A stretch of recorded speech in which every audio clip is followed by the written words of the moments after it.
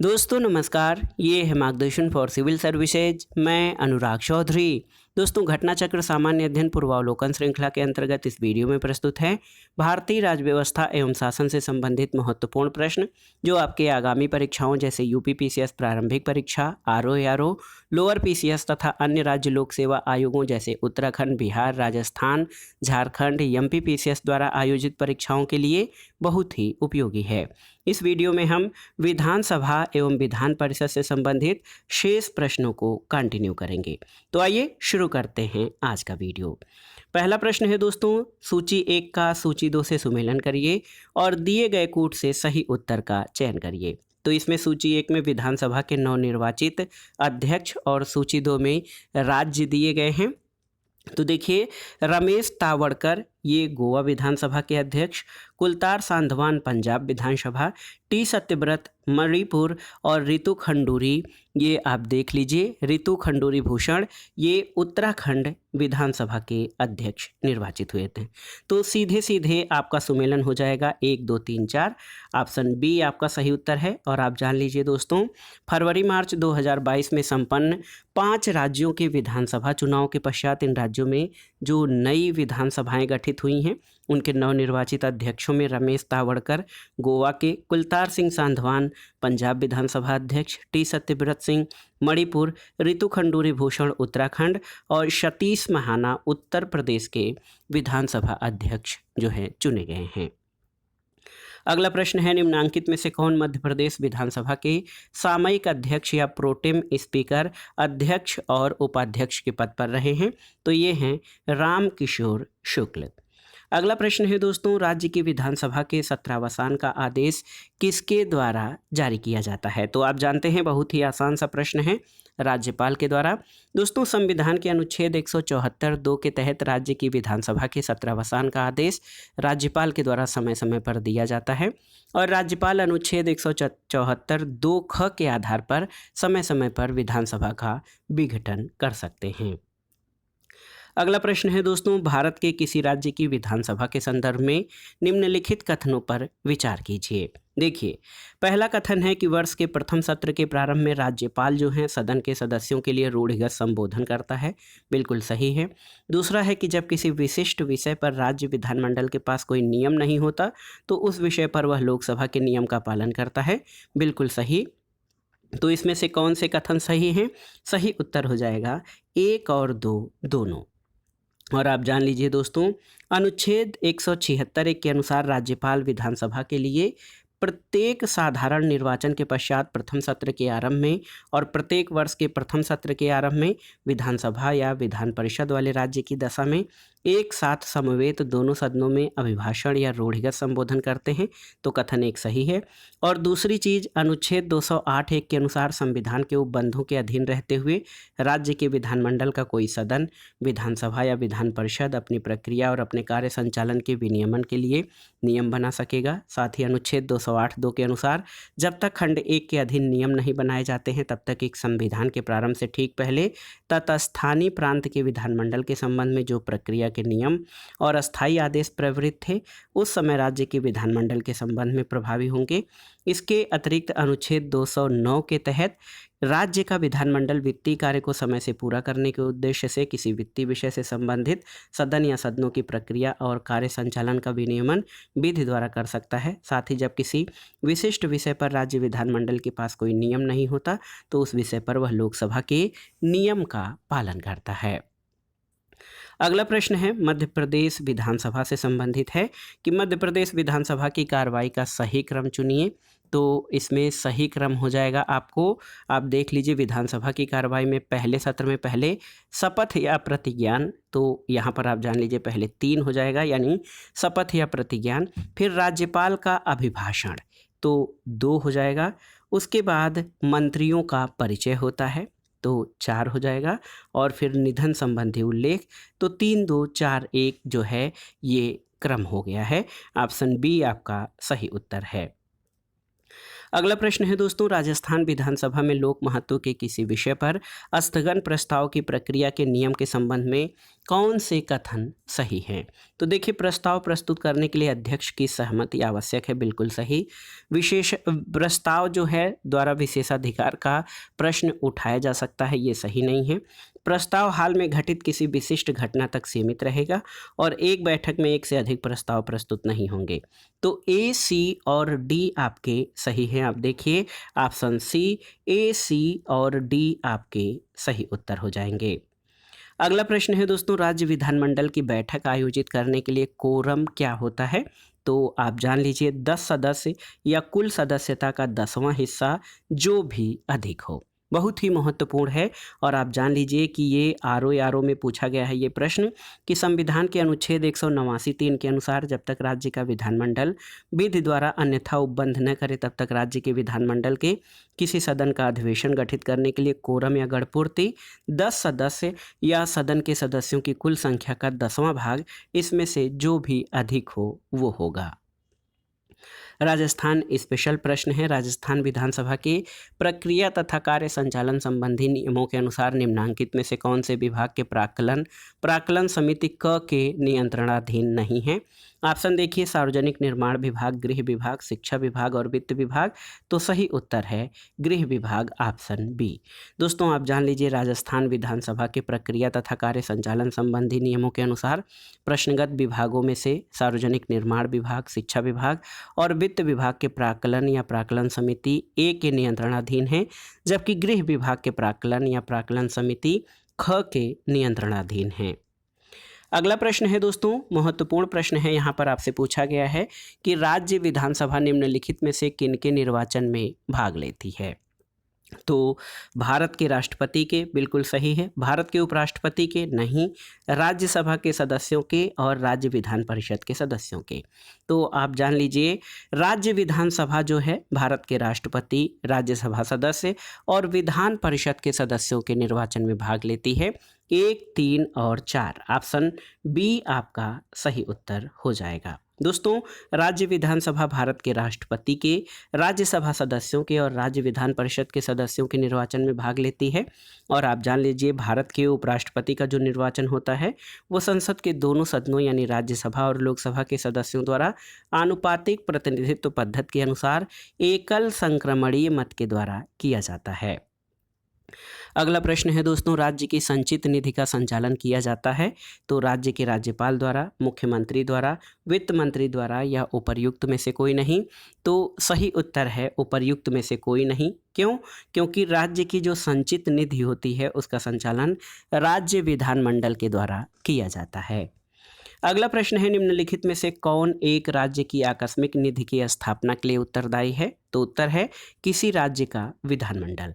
दोस्तों याद रखिएगा, भारतीय संविधान के अनुच्छेद 267(2) के अनुसार राज्य का विधानमंडल विधि द्वारा अग्रदाय के स्वरूप की आकस्मिकता निधि की स्थापना कर सकेगा, जो राज्य की आकस्मिकता निधि के नाम से जानी जाएगी, जिसमें ऐसी विधि द्वारा अवधारित शक्तियां समय समय पर जमा की जाएंगी और अन्वेक्षित व्यय का अनुच्छेद 205 या 206 के अधीन राज्य के विधानमंडल द्वारा विधि द्वारा प्राधिकृत किया जाना लंबित रहने तक ऐसी निधि में से ऐसे व्यय की पूर्ति के लिए अग्रिम धन के लिए राज्यपाल को समर्थ बनाने के लिए ये निधि राज्यपाल के व्ययाधीन रखी जाएगी।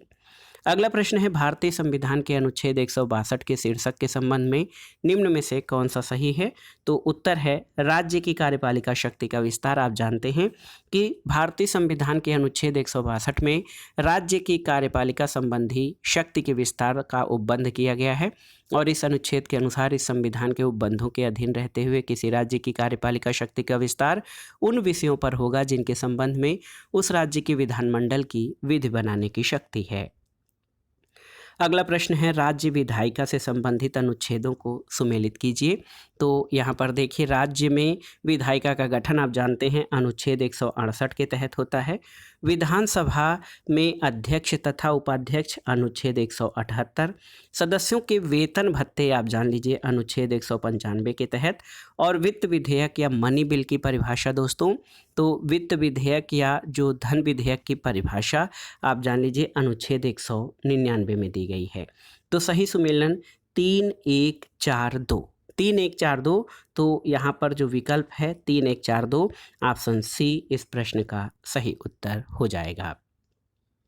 अगला प्रश्न है दोस्तों, धन विधेयक के अतिरिक्त एक विधेयक जो विधानसभा ने प्रथम बार पारित कर दिया हो, विधान परिषद में कितने दिन तक पड़ा रह सकता है? तो सही उत्तर है 3 माह से अधिक तक नहीं। और आप जान लीजिए दोस्तों, भारतीय संविधान के अनुच्छेद 197 के तहत धन विधेयकों से भिन्न विधेयकों के बारे में विधान परिषद की शक्तियों पर निर्बंधन का प्रावधान है। अनुच्छेद 197 वन ख के अनुसार धन विधेयक के अतिरिक्त एक विधेयक जिसे विधानसभा ने प्रथम बार पारित कर दिया हो, विधान परिषद के समक्ष रखे जाने की तारीख से 3 माह से अधिक तक नहीं रोका जा सकता है। अगला प्रश्न है दोस्तों, विधान परिषद किसी साधारण विधेयक को किस अवधि तक रोक सकती है? तो सही उत्तर क्या हो जाएगा? तो यहाँ पर देखिए 3 माह, 4 माह, 6 माह या 14 दिन। तो सही उत्तर क्या हो जाएगा? तो कुल मैक्सिमम जो है वो 4 महीने तक रोक सकती है। कैसे?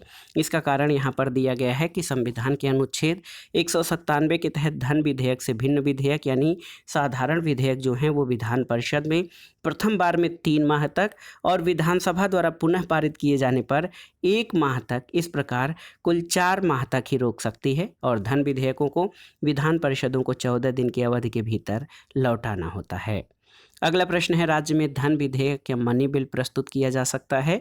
तो मनी बिल दोस्तों केवल और केवल आप जानते हैं विधानसभा में ही, राज्य के अंतर्गत राज्य में जो धन विधेयक होता है वो केवल विधानसभा में ही प्रस्तुत किया जा सकता है और ये विधान परिषद में पुरस्थापित नहीं किया जाएगा। अगला प्रश्न है, यदि बजट विधानसभा में पुरस्थापित होने के पूर्व खुल जाए तो क्या होगा? तो सही उत्तर है वित्त मंत्री को त्यागपत्र देना होगा। और आप जानते हैं कि राज्य का जो बजट होता है उसको तैयार करने का कार्य वित्त मंत्री और संबंधित मंत्रालय के अधिकारी करते हैं। मंत्री अपने पद पर नियुक्त होने से पूर्व पद और गोपनीयता की शपथ लेते हैं और यदि बजट विधानमंडल में प्रस्तुत करने से पूर्व ही खुल जाए तो गोपनीयता का उल्लंघन होने के कारण वित्त मंत्री को व्यक्तिगत जिम्मेदारी लेते हुए पद से त्यागपत्र देना होगा। अगला प्रश्न है, राज्य विधानसभा में कोई भी धन विधेयक पुरस्थापित नहीं किया जा सकता है बगैर किसके संस्तुति के? तो सही उत्तर है बगैर राज्य के राज्यपाल की संस्तुति के। और आप जान लीजिए दोस्तों, संविधान के अनुच्छेद 207(1) के तहत और अनुच्छेद 199 के खंड 1 के उपखंड क से 6 तक के प्रावधानों वाला कोई भी विधेयक यानी धन विधेयक राज्य विधानसभा में बगैर संबंधित राज्य के राज्यपाल के संस्तुति के पुरस्थापित नहीं किया जा सकता है। अगला प्रश्न है, भारत के संविधान के किस अनुच्छेद के अनुसार राज्य के राज्यपाल द्वारा मुख्यमंत्री को नियुक्त किया जाता है? तो ये है आर्टिकल 164 यानी 164। दोस्तों, भारतीय संविधान के अनुच्छेद 164(1) के अनुसार मुख्यमंत्री की नियुक्ति राज्यपाल करते हैं और अन्य मंत्रियों की नियुक्ति राज्यपाल मुख्यमंत्री की सलाह पर करता है। अगला प्रश्न है, किसी राज्य के मुख्यमंत्री से संबंधित निम्नलिखित कथनों में से कौन सा सही नहीं है? देखिए, मुख्यमंत्री राज्यपाल द्वारा नियुक्त किए जाते हैं, बिल्कुल सही है। सामान्यतः मुख्यमंत्री मंत्रिपरिषद की बैठकों की अध्यक्षता करते हैं, सही है। राज्यपाल मुख्यमंत्री की सलाह पर अपने समस्त कृत्यों का प्रयोग करते हैं, तो ये गलत है। और मंत्रियों की नियुक्ति राज्यपाल मुख्यमंत्री की सलाह पर करते हैं, सही है। तो सी गलत क्यों हो गया? तो आप जान लीजिए सी गलत इसलिए हो गया कि राज्यपाल जो हैं ये मुख्यमंत्री की सलाह पर नहीं बल्कि मंत्रिपरिषद की सलाह पर अपने कार्यों को करते हैं और उनमें से कई कार्य विवेकाधीन भी होते हैं, विवेकानुसार होते हैं। लेकिन आप जान लीजिए दोस्तों, विवेकानुसार जो बातें हैं उनको छोड़कर राज्यपाल मंत्रिपरिषद की सलाह पर कार्य करते हैं, न कि मुख्यमंत्री की सलाह पर। अगला प्रश्न है कि राज्यों में मुख्यमंत्री सहित मंत्रिपरिषद में मंत्रियों की न्यूनतम संख्या कितनी हो सकती है? 10, 12, 13 या 14? तो सही उत्तर है 12। आप जान लीजिए इसका विस्तार कि भारतीय संविधान के अनुच्छेद 164(1) क में मंत्रिपरिषद में जो मंत्रियों की संख्या है उसके बारे में उपबंध किया गया है। दोस्तों, राज्य की मंत्रिपरिषद में मुख्यमंत्री सहित मंत्रियों की कुल संख्या उस राज्य की विधानसभा के सदस्यों की कुल संख्या के 15% से अधिक नहीं होगी, लेकिन किसी राज्य के मुख्यमंत्री सहित मंत्रियों की संख्या 12 से कम नहीं होगी। अगला प्रश्न है मुख्यमंत्री से संबंधित निम्नलिखित कथनों में से कौन सा एक सही नहीं है। तो पहला कथन है कि वह साधारणतः राज्यपाल द्वारा चयनित होता है, ये आपका सही नहीं है, क्योंकि राज्यपाल जो है दोस्तों मुख्यमंत्री की नियुक्ति करता है, चयनित नहीं करता है। तो सही उत्तर ऑप्शन ए हो जाएगा, ये आपका सही नहीं है। दोस्तों आप जान लीजिए मुख्यमंत्री की नियुक्ति राज्यपाल करेगा और अन्य मंत्रियों की नियुक्ति राज्यपाल मुख्यमंत्री की सलाह पर करते हैं। तो राज्यपाल मुख्यमंत्री की औपचारिक नियुक्ति करते हैं, न कि उसका चयन करते हैं। अगला प्रश्न है बिना विधानसभा का सदस्य निर्वाचित हुए कोई मंत्री किस समय तक अपने पद पर बना रह सकता है। तो ये अवधि 6 माह है और आप जानते हैं कोई मंत्री जो है 6 माह की अवधि तक राज्य के विधानमंडल का सदस्य बने बिना भी मंत्री रह सकता है, लेकिन 6 महीने से पहले दोस्तों उसे विधानमंडल का सदस्य बनना होगा और यदि वह नहीं बन पाता है तो उसे त्यागपत्र देना पड़ेगा। अगला प्रश्न है निम्नलिखित कथनों पर विचार कीजिए। तो यहाँ पर पहला कथन है कि भारत के संविधान के अनुसार कोई भी ऐसा व्यक्ति जो मतदान के लिए योग्य है किसी राज्य में 6 माह के लिए मंत्री बनाया जा सकता है, तब भी जबकि वह उस राज्य के विधानमंडल का सदस्य नहीं है। तो ये आपका गलत है। गलत क्यों? क्योंकि आप जान लीजिए कि जब कोई व्यक्ति जो है राज्य के विधानमंडल को स्थान भरने के लिए चुने जाने के लिए अर्हित तब होता है जब उसकी आयु सीमा कम से कम 25 वर्ष हो या विधान परिषद के लिए 30 वर्ष हो और मत देने के लिए केवल 18 वर्ष है। तो ये कथन गलत हो जाएगा कि अगर जो कोई व्यक्ति मतदान के लिए योग्य होगा तो वो किसी सदन का सदस्य चुना जा सकता है या मंत्री बनाया जा सकता है। पहला कथन गलत है। दूसरा है कि लोक प्रतिनिधित्व अधिनियम 1951 के अनुसार कोई भी ऐसा व्यक्ति जो दांडिक अपराध के अंतर्गत दोषी पाया गया है और जिसे 5 वर्ष के लिए कारावास का दंड दिया गया है, चुनाव लड़ने के लिए अस्थायी तौर पर निर्हरित हो जाता है, भले ही वह कारावास से मुक्त हो चुका हो। तो ये भी गलत है। आप जान लीजिए लोक प्रतिनिधित्व अधिनियम में कतिपय अपराधों के लिए दोष सिद्धि पर निर्भरता का वर्णन है और आप जान लीजिए कि विशिष्ट अपराधों के लिए जुर्माने या कारावास से दंडित व्यक्ति दोष सिद्धि की तिथि से निर्हरित होगा और उसके छोड़े जाने के 6 वर्ष के अतिरिक्त अवधि के लिए वो जो है निर्हरित ही रहेगा।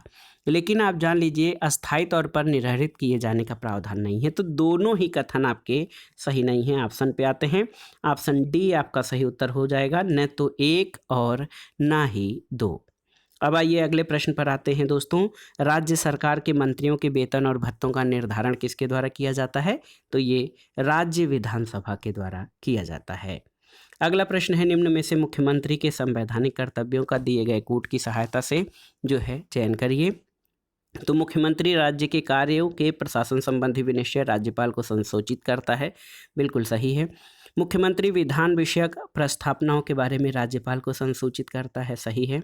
मुख्यमंत्री राष्ट्रीय विकास परिषद की बैठकों में भाग लेता है, सही नहीं है। और मुख्यमंत्री किसी विषय को जिस पर मंत्री ने विनिश्चय कर लिया है किंतु मंत्रिपरिषद ने विचार नहीं किया है, राज्यपाल द्वारा अपेक्षा किए जाने पर परिषद के समक्ष रखता है, बिल्कुल सही। तो 1, 2 और 4 आपके सही हैं। ऑप्शन डी इस प्रश्न का सही उत्तर हो जाएगा। आप जान लीजिए दोस्तों संविधान के अनुच्छेद 167 में ये उल्लिखित है कि मुख्यमंत्री का कर्तव्य होगा कि वो राज्य के कार्यों के प्रशासन संबंधी, विधान विषयक प्रस्तावनाओं संबंधी मंत्रिपरिषद के सभी विनिश्चय राज्यपाल को संसूचित करें। राज्य के कार्यों के प्रशासन संबंधी और विधान विषयक प्रस्तावनाओं संबंधी जो जानकारी राज्यपाल मांगे वो उसे दे। और यदि किसी विषय को किसी मंत्री ने विनिश्चय कर दिया है किंतु मंत्रिपरिषद ने विचार नहीं किया है तो राज्यपाल द्वारा अपेक्षा किए जाने पर मंत्रिपरिषद के समक्ष विचार के लिए रखे। मुख्यमंत्री का राष्ट्रीय विकास परिषद की बैठक में भाग लेना संवैधानिक कर्तव्य न होकर प्रशासनिक कर्तव्य है। अगला प्रश्न है दोस्तों संविधान का कौन सा अनुच्छेद मुख्यमंत्री के दायित्वों को परिभाषित करता है। तो आप जानते हैं अनुच्छेद 167 यानी 167। याद रखिएगा दोस्तों संविधान का अनुच्छेद 167 मुख्यमंत्री के दायित्वों को परिभाषित करता है। अगला प्रश्न है नीचे 2 वक्तव्य दिए गए हैं, एक को कथन और दूसरे को कारण कहा गया है। तो इसमें सही उत्तर आपका चयन करना है। कथन है कि न्यायालय मंत्रियों द्वारा राज्यपाल को दी गई सलाह की समीक्षा नहीं कर सकता है, बिल्कुल सही है। और कारण है कि भारतीय संविधान में राज्यों के मंत्रियों के लिए विधिक उत्तरदायित्व नहीं है। तो आप जान लीजिए दोस्तों कथन और कारण दोनों सही हैं और कथन कारण का सही स्पष्टीकरण करता है यानी कारण जो है वो कथन का सही स्पष्टीकरण करता है। तो भारतीय संविधान में आप जान लीजिए राज्यों के मंत्रियों के विधिक उत्तरदायित्व की प्रणाली के लिए कोई प्रावधान नहीं है और भारत के संविधान के अनुच्छेद 163 के खंड 3 में उपबंधित है कि इस प्रश्न का किसी न्यायालय में जांच नहीं किया जाएगा कि क्या मंत्रियों ने राज्यपाल को कोई सलाह दी है और यदि दी है तो क्या दी है। इसलिए न्यायालय मंत्रियों द्वारा राज्यपाल को दी गई सलाह की समीक्षा नहीं कर सकता है। संविधान के अनुच्छेद 164(2) के तहत मंत्रिपरिषद को राज्य की विधानसभा के प्रति सामूहिक रूप से उत्तरदायी बनाया गया है, जबकि अनुच्छेद 164(1) के तहत मंत्री राज्यपाल के प्रसाद पर्यंत पद धारण करने के कारण राज्यपाल द्वारा मंत्रिपरिषद की सलाह पर अपने पद से हटाए भी जा सकते हैं। अगला प्रश्न है जम्मू और कश्मीर के मुख्यमंत्री की कार्य अवधि कितनी होती है। तो ये 5 वर्ष होती थी। ये अब वर्तमान में क्या है, जम्मू और कश्मीर राज्य की विधानसभा का कार्यकाल 6 वर्ष होता था पहले, और विधानसभा में बहुमत दल का नेता मुख्यमंत्री बनता है और वो तब तक अपने पद पर बना रहता है जब तक उसे विधानसभा में बहुमत का समर्थन प्राप्त रहता है। इसलिए मुख्यमंत्री का कार्यकाल निश्चित नहीं होता है, लेकिन इसे सामान्यतः विधानसभा के कार्यकाल तक माना जा सकता है। जम्मू और कश्मीर पुनर्गठन अधिनियम 2019 के अनुसार वर्तमान में जम्मू और कश्मीर संघ राज्य क्षेत्र की विधानसभा का कार्यकाल जो है वो 5 वर्ष प्रावधानित है। अगला प्रश्न है भारत के किस राज्य में सर्वप्रथम महिला मुख्यमंत्री हुई थी। तो ये है उत्तर प्रदेश में। और आप जान लीजिए सुचिता कृपलानी जो है भारत के किसी भी राज्य की मुख्यमंत्री बनने वाली पहली महिला थी और वे 1963 में उत्तर प्रदेश की चौथी मुख्यमंत्री नियुक्त हुई थीं। अगला प्रश्न है भारत की पहली महिला मुख्यमंत्री कौन बनी थी। तो श्रीमती सुचिता कृपलानी जो कि उत्तर प्रदेश की मुख्यमंत्री बनी थी। अगला प्रश्न एमपी स्पेशल से है कि मध्य प्रदेश के निम्नांकित मुख्यमंत्रियों में से कौन अपने कार्यकाल के दौरान मध्य प्रदेश विधानसभा में सदन के नेता नहीं रहे हैं। तो सही उत्तर है गोविंद नारायण सिंह।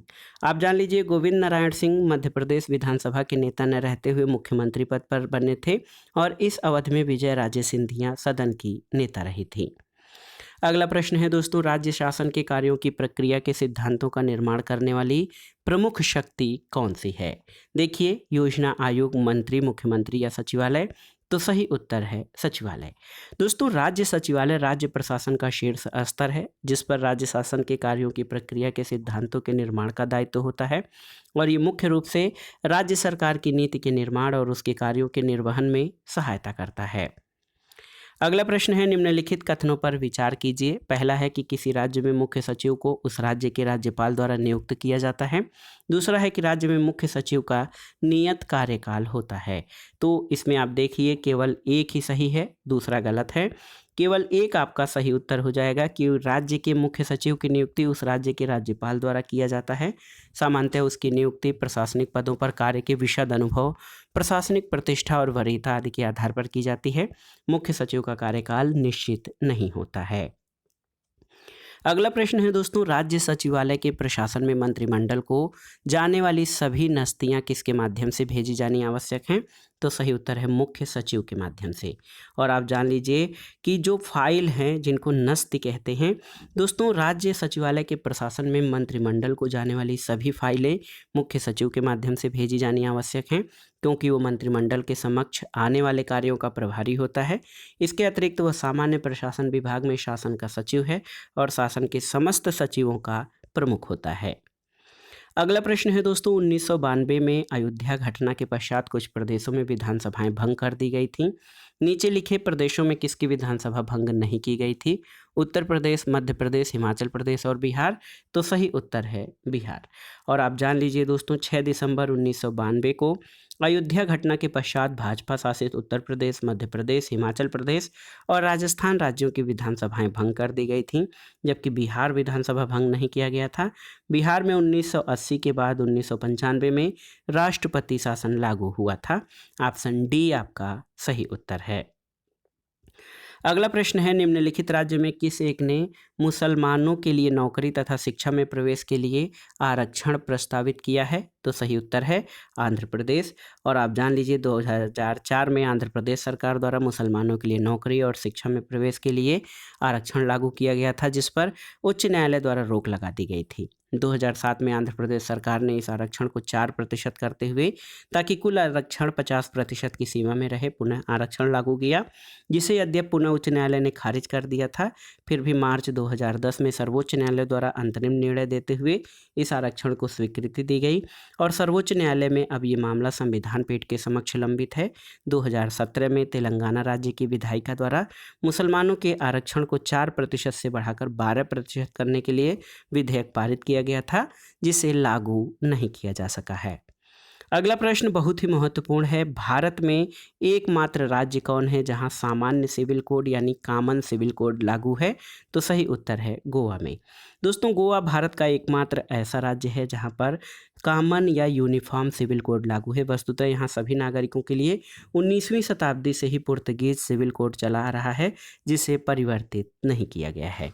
तो दोस्तों, ये था आज का वीडियो। इसमें आपने जो है सामान्य अध्ययन पूर्वावलोकन श्रृंखला के अंतर्गत भारतीय शासन और राज्य व्यवस्था से संबंधित महत्वपूर्ण प्रश्नों में विधानसभा और विधान परिषद से संबंधित प्रश्नों को कवर किया, जो आपके आगामी परीक्षाओं के लिए बहुत ही उपयोगी है। आप इन प्रश्नों को तैयार कर लीजिएगा। दोस्तों, वीडियो आपको कैसा लगा हमें कमेंट बॉक्स में ज़रूर बताइएगा। वीडियो को लाइक करें, शेयर करें और इस चैनल मार्गदर्शन फॉर सिविल सर्विसेज को सब्सक्राइब करें। वीडियो देखने के लिए धन्यवाद दोस्तों। नमस्कार।